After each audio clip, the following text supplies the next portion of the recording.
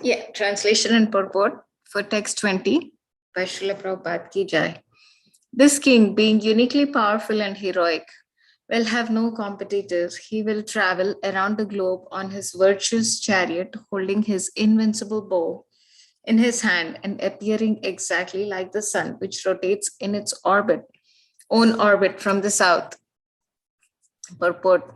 In this verse, the word Yatharth indicates that the sun is not fixed but is rotating in its orbit, which is set by the Supreme Personality of Godhead. This is confirmed in the Brahma Samhita and also in other parts of Srimad Bhagavatam. In the fifth canto of Srimad Bhagavatam, it is stated that the sun rotates in its own orbit at the rate of 16,000 miles per second.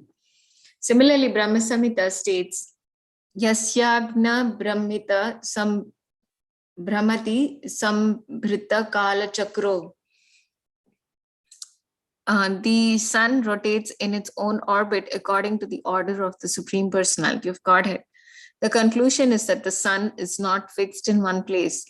As far as Prithu Maharaj is concerned, it is indicated that his ruling powers would extend all over the world.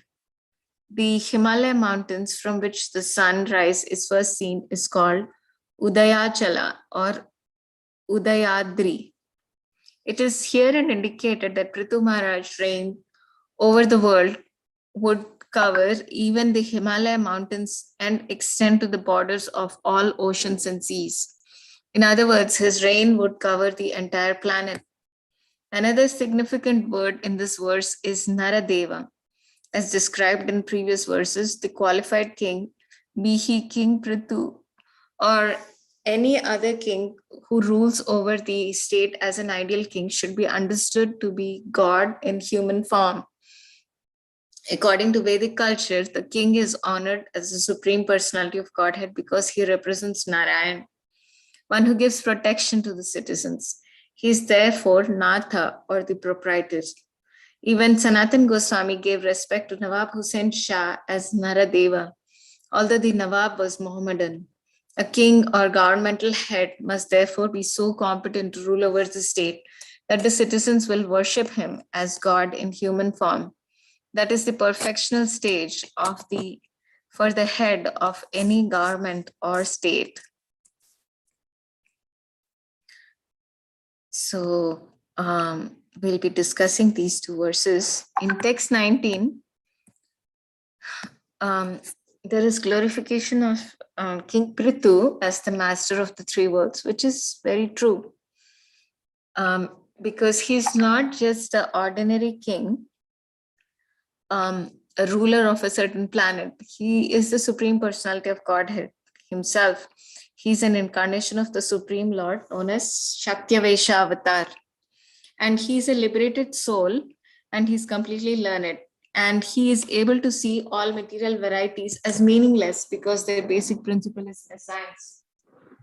So this is uniquely true in all circumstances, that only persons who are very much engrossed in the material modes of nature,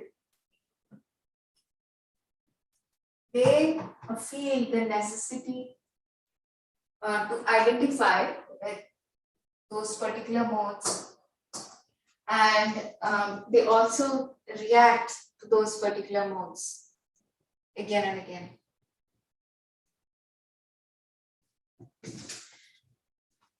But one who is liberated or who is beyond those three modes of material nature is not disturbed by the manifestations of those three modes.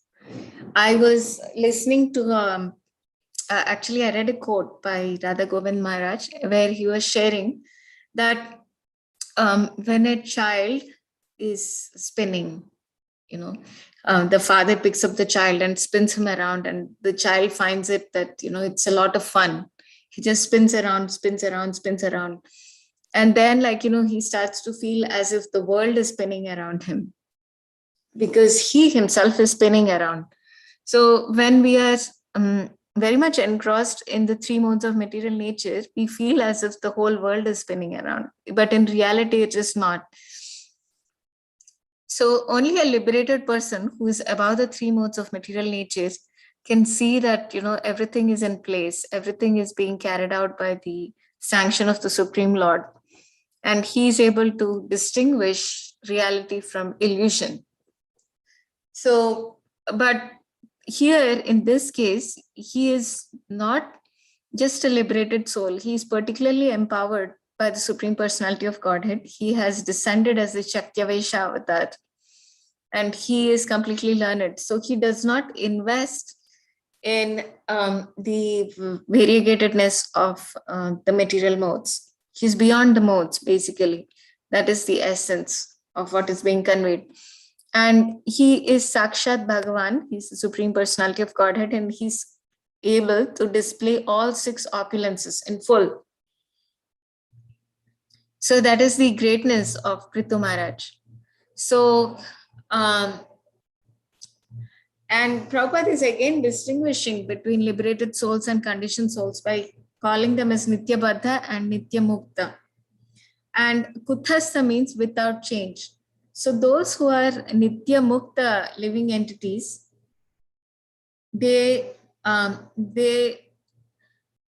a different vision of this world. And what is that vision? He can see that all living entities are parts and parcels of the Supreme Lord. A cow, a brahmana, an elephant, a dog, and a dog eater. All of them are considered to be the same from the vision of a Uttamadhikari, Nitya Siddha. And whatever dress they have acquired is because of their previous karma. So because of their previous karma and desires, one is either born as a dog or as an elephant, or as a brahmana or a cow. So only a learned person can see that inside each of this outer covering, there is a spirit soul, there is a Supreme Lord who's taking pleasure, being a witness of the material modes that are acting on the soul. He's not really taking pleasure. He actually is very compassionate. He feels for the living entity who's suffering within this stress, which is very artificial for a living entity to be bound by this external dress. So the distinction is being made because sometimes people think that, the Supreme Lord is also like an ordinary soul, and he is also engulfed by the material modes, and he is unfortunately like, although he has descended, he's also bound by the laws of nature. But it is not true. The Lord is never bound by the material modes of nature. He's never under the laws or jurisdiction of karma. He is much beyond and above all of this. He's in fact the master of the material modes. The laws of karma and everything act under him, under his supervision. So a person who is learned only can understand these things. Others are bewildered by the manifestation of the modes, and they think that is all in all.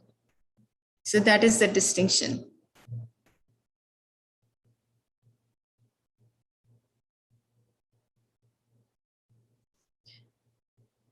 So that is what is being distinguished in this purport, because he is such an empowered avatar of the Supreme Lord. He is beyond the modes. He sees, he is capable of seeing everything as it is. I'll read the translation one more time. This king is the master of the three worlds. He's directly empowered by the Supreme Personality of Godhead. He is without change, and he's an incarnation of the Supreme Person, Supreme, known as Shaktavesha Avatar. Being a liberated soul and completely learned, he sees all material varieties as meaningless because their basic principle is nescience. Now we'll move on to text 20. So these are the heroic qualities of Maharaj Prithu. He's uniquely powerful. He will have no competitor because nobody can equal the Supreme Lord in his strength. He'll travel around the globe on his virtuous chariot, holding an invincible bow in his hand and appearing exactly like the sun, which rotated in its orbits from the south. So Prabhupada is also going into a little bit of detail how the sun is not stationary, because this analogy has come up that Maharaj Prithu can orbit the world like the sun. So this analogy has come up. So he's describing Yasyagna Brahmati Sambrahma Kala Chakro. So the sun is rotating on its own orbit on the order of the Supreme Personality of Godhead. And he's also giving a description that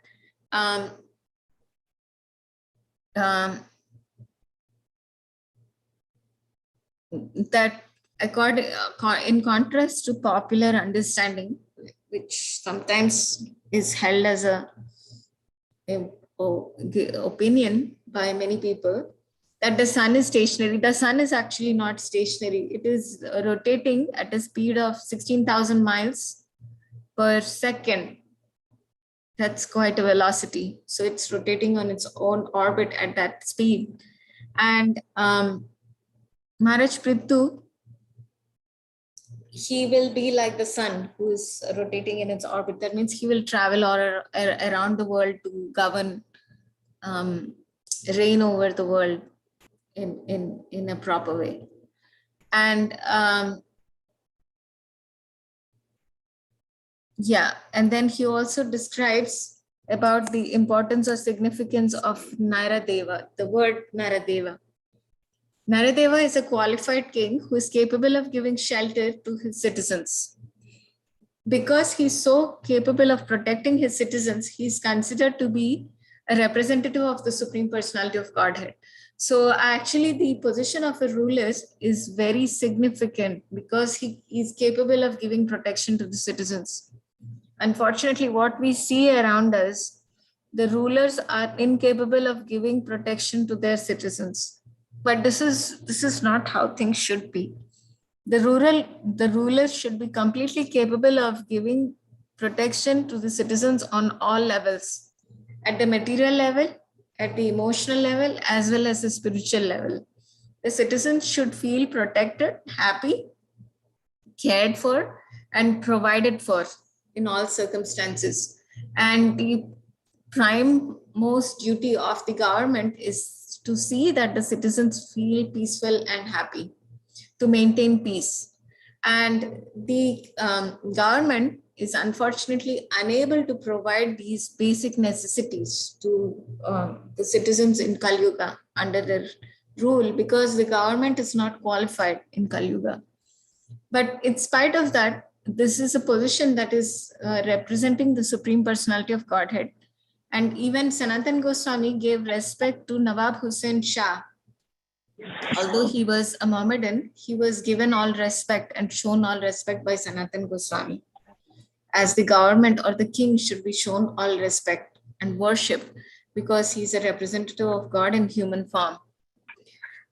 So, yeah, the government should be very, very qualified to protect and train the citizens in Krishna consciousness. So, are there any comments or questions? We can pause here for today.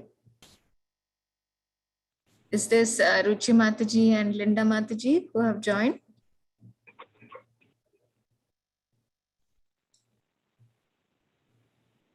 Would you like to share anything, Matajis?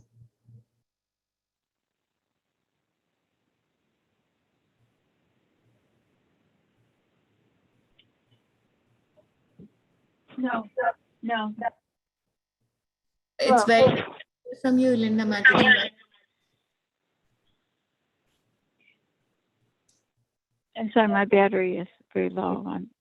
Yeah, thanks for the class. I joined only at 5:20 because I was on another call, but I again thank you for taking the class every day and taking out precious time from your busy day, because even if it is like 10 minutes that I can hear it, I usually, like I say, get some message from God directly after reading it. Like even when you read for 10-15 minutes, 10 minutes, I heard hardly 7 minutes. I still could, 5:20 I joined, I still could get a message from God about a few things I was wondering about. So I really thank you again from my heart for doing the class. It really helps me more Thank you than so I much, ever Ruchi Mataji, for your kind words. I'm happy that you like Srimad Bhagavatam. Srimad Bhagavatam is Krishna. Yes, yes, There is, it is actually Shabd Brahman. hmm, yes. Thank you so much for sharing, Ruchi Mataji. Linda Mataji, very nice to have you back. I've been thinking about you. Oh, yes, thank you. Yeah, I've been thinking about you guys too. Yeah, But thanks Linda for joining. It's always nice to know other people are there, and you always bring out mhm. nice points. So thanks for being there in the class. Okay. I have a question. It doesn't pertain to what we just read, Mhm. but it's something that Radhanath Swami, that he wrote The Journey Home, and another book. He only wrote two, the journey home, and I can't see what I've got on my shelf. The journey within. The with- journey within. The journey within. The journey. Yeah, Yeah. got it. Yeah, and he writes in chapter 5. It may I read it? It's like two little paragraphs.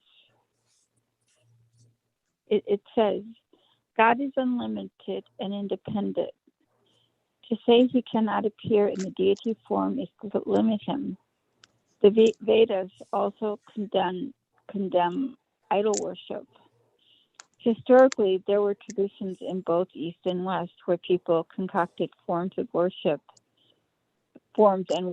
them out of superstition with a clear conception of one God.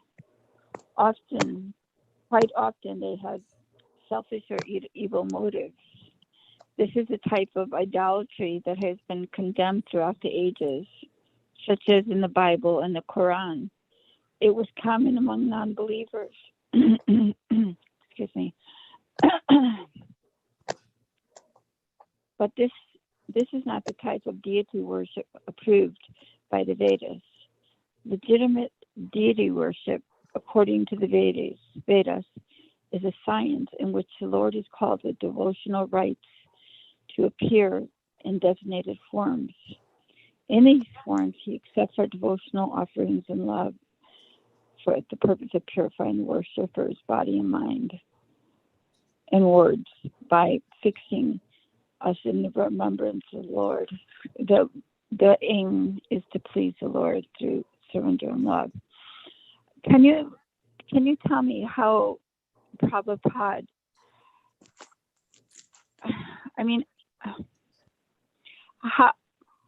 how did Prabhupada establish or differentiate between the Indian population that worshipped in that idolatry, form, and the pure worshipers that worshipped as Radhanath Swami here is telling us not to worship, not to idolize the deities or go to the deities in selfish with selfish motives. I mean, how did that come about? How did Prabhupada draw in, the Caucasian race and, and the Indian race? How did all that melt together? Can I answer, or Leela Manjari, you want to answer? Mataji, I didn't really catch the question, but Ruchi Mataji, please share. So Okay. so basically, he Prabhupada, according to me, like what my opinion is, he says that he builds temples so at least people can start to think about God, because it's not like it's not like just like so there is a place where they can think and contemplate and read the scriptures, and also they have the deities, because it is like so there's a very famous story. Earlier I also used to not believe in idol worship at all. I used to think that God is always, we say, omnipotent, omnipresent, and he's omniscient. So that means he's everywhere, and I've personally experienced it, that okay, wherever I might be, it is not a temple, but if I am in trouble and if I ask help from God, then there is a way he will listen and respond. So that time I am not in the temple and not in the deity, but he built a place so that people can start to think about God, to think about, read scriptures, and to kind of the Well, the no- the the novice okay. mind, the novice mind, which is not yet attuned to Okay. thinking about. All right. I understand that, Mataji. It's just, I mean, the Hindu temples existed before Prabhupada came, right?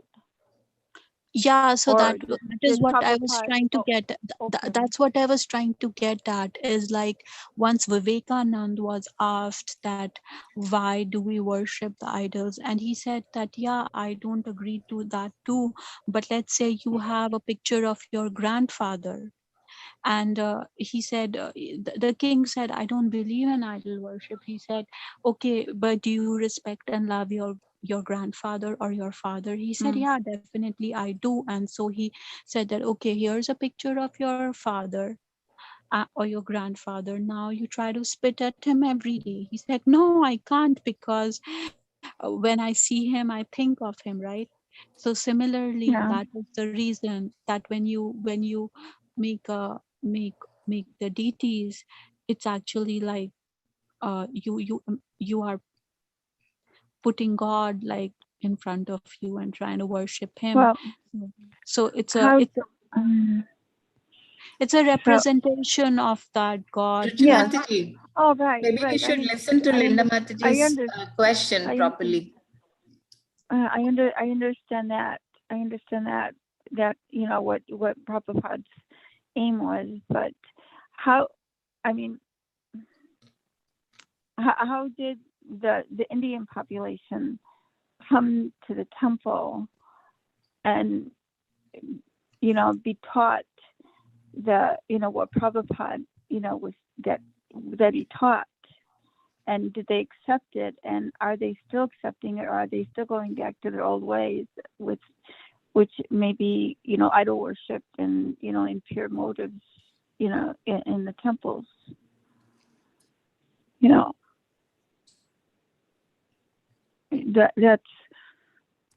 That's my question.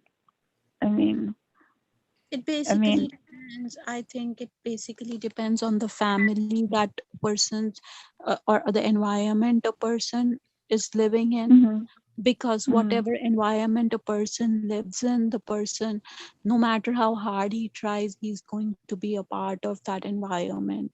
So let's say mhm. you were born a Catholic and everybody in your house read Bible for 1 hour. You can't help but sooner or later you will start reading the Bible for an hour. Yeah. So that's what it is, I think. Yeah. Mm. Okay. All right. Yeah, it's very important to read proper teachings given by Yeah. proper spiritual guides like Jesus Christ and Prabhupada and Mm. whoever has spoken the truth, we have to hear from them. Otherwise, we become victims of our environment, as Ruchi Mataji was saying. Mm-hmm. Mm-hmm. Okay. Okay. All right. Thank you. Thank you for answering. I just, I wanna know the sincerity and the real devotion of the Caucasian race, in the temple, the Irish race inside the temple, and I mean to be to go through devotional service and everything, and really be sincere and one pointed. You almost have to go to India, and experience and live with, the people and really, accept and adopt,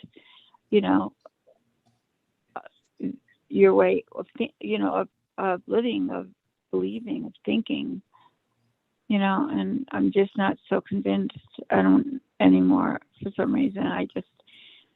It's like, okay, you've got the Indian population, and you've got the Caucasian population, and how are they blending together?